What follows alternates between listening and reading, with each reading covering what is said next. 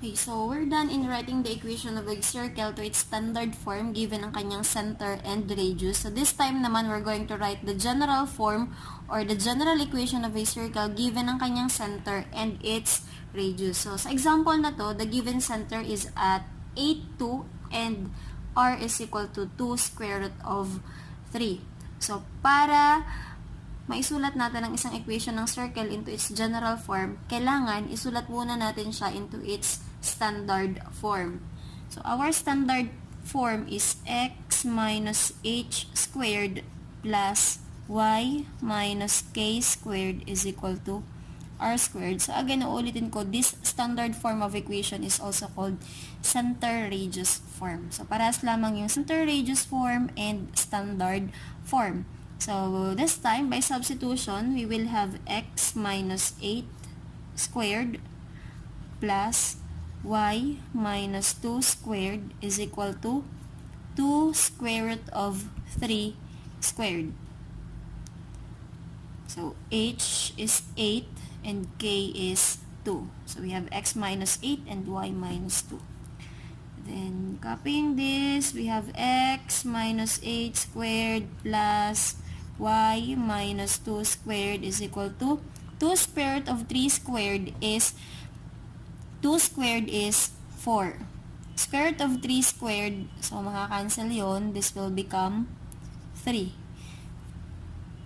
So, para dito, that is 2 squared and square root of 3 squared. So, yun ay 4, tapos cancel times 3.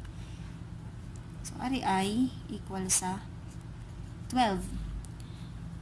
So, after this, we're going to perform squaring of binomial para ma-rewrite natin or maisulat natin, wala pa pala tayong i-rewrite, para masulat natin siya into its, to transform it to its general equation or to its general form. So, by squaring of binomial, so alam ko namang alam nyo to, ang squaring of binomial, we get the square of the first term, then twice the product of the first and last term, and then square of the last term. So, that is how we square a binomial. So, let's do this.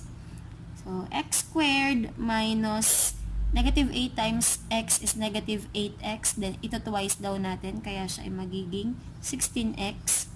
Then, negative 8 squared is 64. So, ito na yun para sa ating x minus 8 squared. Then, for y minus 2 squared, so square daw ng first, so y squared.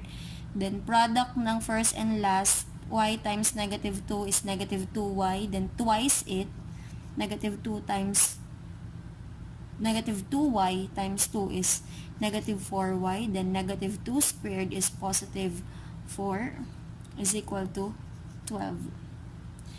Then, we will write this into our general form. So, again, ang general form natin is x squared plus y squared plus ax plus by plus c is equal to 0.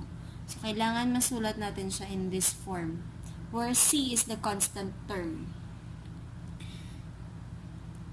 So, x squared, kunin natin yung x squared, sunod natin c, y squared, then sunod ay ax, so yung ating negative 16x, then negative 4y, then we have 64 plus 4 minus 12 is equal to 0. So, simplifying this, we will have x squared plus y squared minus 16x minus 4y. 64 plus 4 is 68 minus 12 is 56. Positive 56 is equal to 0. So, this is the general equation of a circle kung saan ang center niya is at 8, 2 at ang radius ay 2 square root of 3. X squared plus y squared minus 16x minus 4y plus 56 is equal to 0.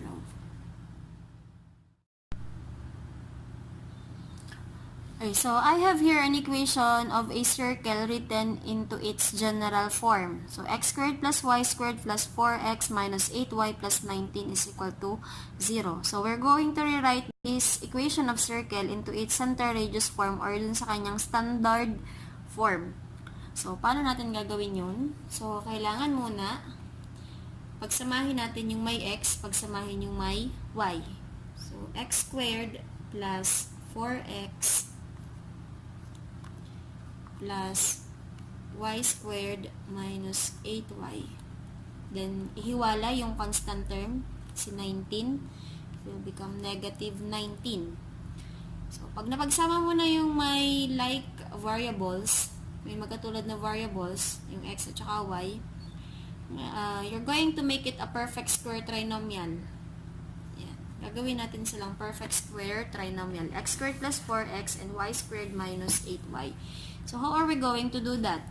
So, x squared plus 4x plus, kailangan nating mahanap yung number or yung constant term na i-add natin sa dalawang equation na ito to make it a perfect square trinomial. So, para makuha natin yung value ng constant term na yon, i-add natin, that is the constant term of the middle term times 1/2 and then squared. Or yung ating b times 1/2 squared. B times 1/2 squared. Dito sa una, the value of b is 4. So, 4 times 1/2 is 2. Then, squared is 4. Dito sa pangalawa, the value of b is negative 8 times 1/2 is negative 4. Squared is 16. So, kung nag-add tayo dito ng 4 at saka ng 16, mag-a-add din tayo kay negative 19 ng 4 at saka ng 16. Tapos, edi meron na tayo ngayong perfect square trinomial.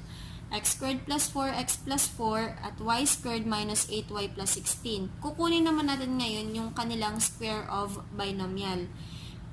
From perfect square trinomial, i-write natin sila into a square of binomial. So, para makuha natin yung kanilang square of binomial, we need to get the square root of its first and last term. So, ibig sabihin, square root ni x squared, tsaka square root ni 4, square root ni y squared, at square root ni 16. So, dito muna tayo sa una. So, ang square root ni x squared ay x. Ang square root ni 4 ay 2. Para sa sign nila sa gitna or yung magiging operation natin sa gitna, that is the operation or that is the sign of our middle term. Ang sign ng middle term natin na si 4x ay positive. So, ito yung magiging x plus 2. Then, squared, kasi nga square of binomial, plus square root ni y squared ay y. Square root ni 16 ay 4. Then, copy the sign of the middle term which is negative. So, ito yung magiging y minus 4 squared is equal to, then find the sum of this, negative 19 plus 4 plus 16 is positive 1. So, ito na yung kanya ngayong standard form. X plus 2 squared plus y minus 4 squared is equal to 1. Ngayon, para makuha natin ang center at saka ang radius, titignan lang natin kung ano ang value ng kanyang h at saka ng k. Sa ating center radius form, tiga ito ay x minus h squared plus y minus k squared is equal to r squared. So, para sa ating center, anong value ni h? So, kung ito ay positive, ibig sabihin, si h ay negative. So, ang value ng h natin ay negative 2. Dito naman, so parehas yan, ang k natin ay, kung ito ay minus, ibig sabihin si k ay positive. Minus, so yun ay positive. Ang center ngayon is at negative 2, 4. Then, para sa value ng r, so since ito ay r squared, kukunin para makuha natin ang value ni r, edi square root muna. R squared, so square root ng both sides, r is equal to 1. Ibig sabihin, ang radius ay 1.